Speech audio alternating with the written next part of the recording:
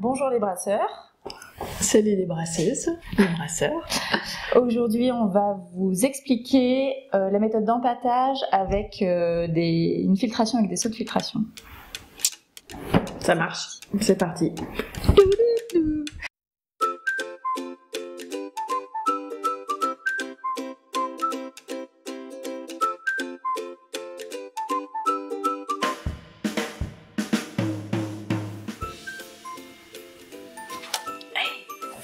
Si t'es nouveau par ici, n'oublie pas de t'abonner.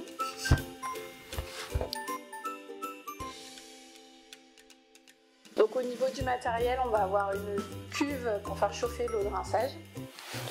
On va avoir la cuve pour le brassage directement, et puis on va avoir un seau de filtration. Donc le seau de filtration, le principe c'est d'avoir une grille avec un pseudo-filtre sur lequel on va poser les céréales et le mou va pouvoir s'écouler à travers. Voilà, une filtration, on aura un petit robinet ici.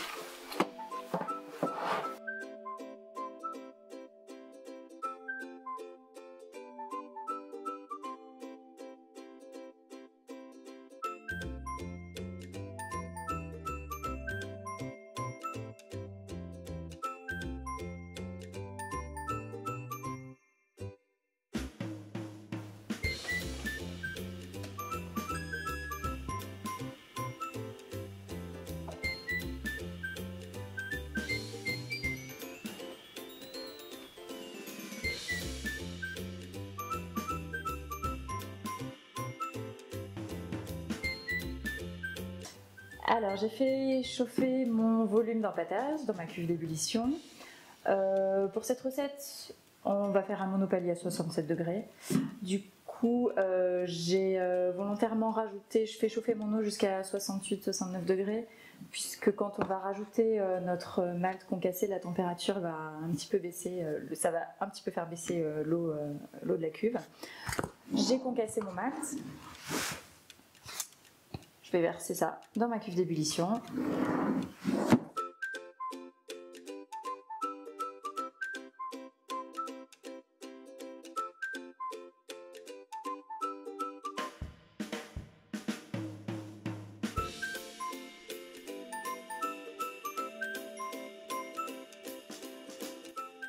Donc l'idée c'est de casser les grumeaux, de bien homogénéiser le malt pour pas avoir de grumeaux.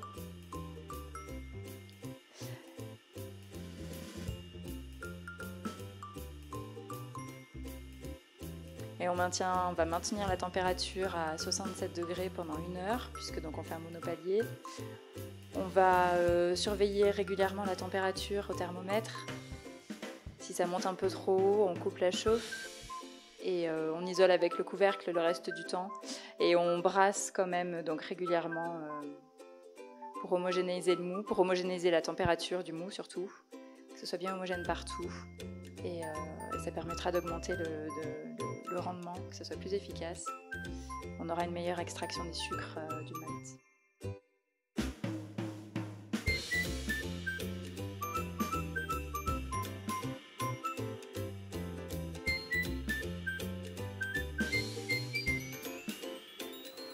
Donc ça fait depuis 1 heure que je suis à 67 degrés.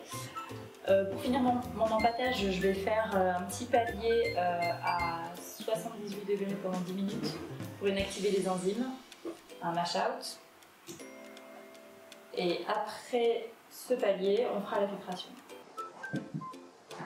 Alors, c'est parti pour la filtration. J'ai mon seau de filtration avec mon robinet qui est bien fermé et bien serré, parce que ça va être pas mal lourd là-dedans. Je rajoute la grille et le fond filtrant.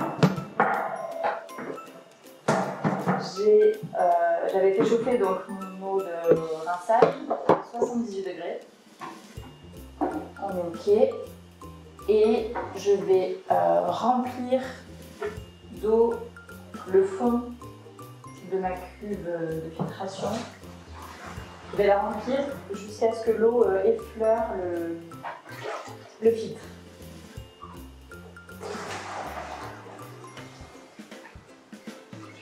Ce qu'on appelle le volume mort.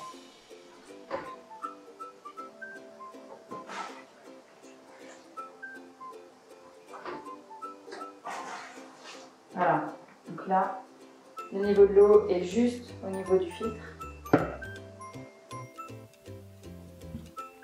Alors maintenant, je vais transvaser tout ce qu'il y a dans ma cuve d'empâtage de mon seau de filtration. L'utilité de la pelle à mou. Donc je prends tout et je vais verser tout ça dans mon seau de filtration.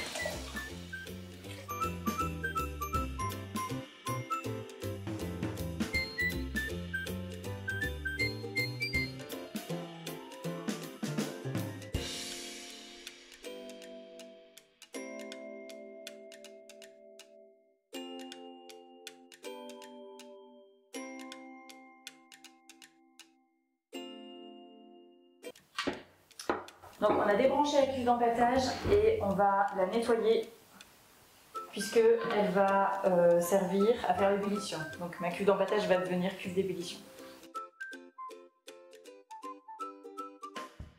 Alors le but c'est de récupérer un mou qui soit le plus clair possible, qui soit complètement filtré.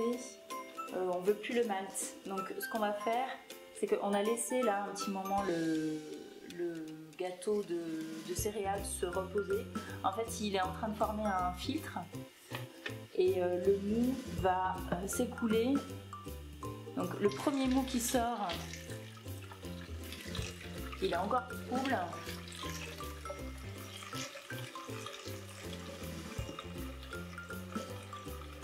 On va le refaire circuler dans le gâteau.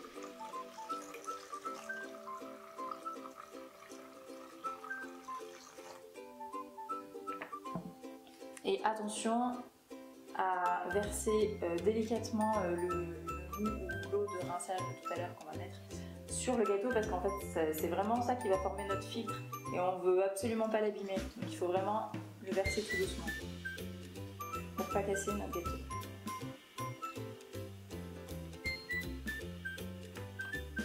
Alors, qu'est-ce qui sort? Voilà, on commence à avoir un mou qui est bien propre.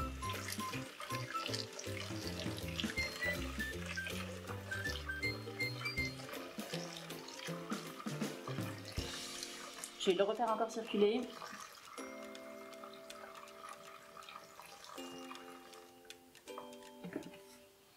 Et ensuite, on va pouvoir récupérer.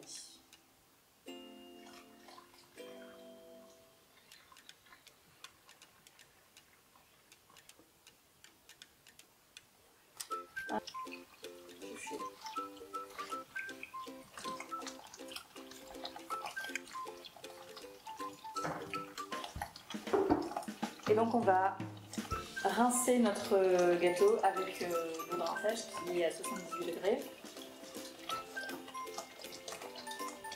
Et le but du jeu, c'est d'obtenir un volume dans cette cuve de...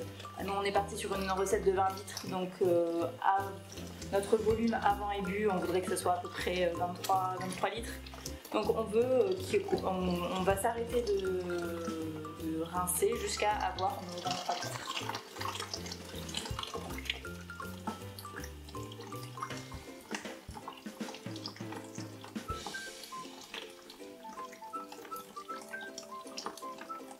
Donc on pose délicatement, sans faire de grosses plages.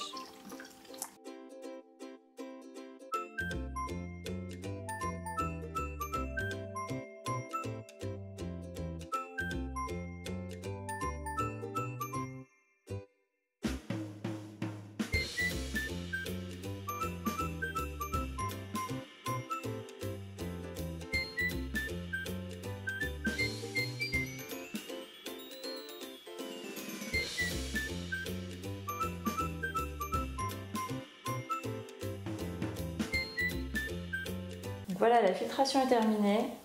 On a d'un côté nos 23 litres de mou et de l'autre nos drèches qui serviront à faire des gâteaux, des cookies, des pizzas, plein de recettes à retrouver sur le blog d'ailleurs. Et puis du coup les 23 litres de mou ils vont partir dans la cuve d'ébullition pour la prochaine étape. Voilà, on a fini l'étape d'empâtage. Et puis n'hésite pas à liker si tu as aimé cette vidéo. Ciao!